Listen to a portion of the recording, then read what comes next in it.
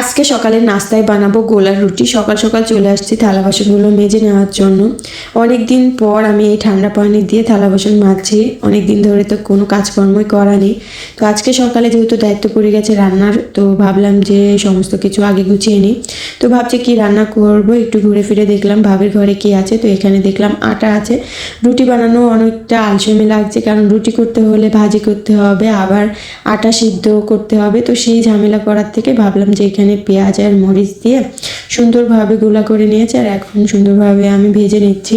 যেহেতু শুধুমাত্র আব্বু আর আমি আছি, আর দুজনের জন্য তেমন কিছুই করতে ইচ্ছে করছিল না, আর ভাত রান্না করা তো যাবেই না দুজনের জন্য। এখন ভাত রান্না করলে আবার দুপুরে ঠান্ডা হয়ে যাবে। তো ভাবলাম যে গোলা রুটি করে এখন, আর দুপুরে একবারে রাতে সহ রান্না করে ফেলবো।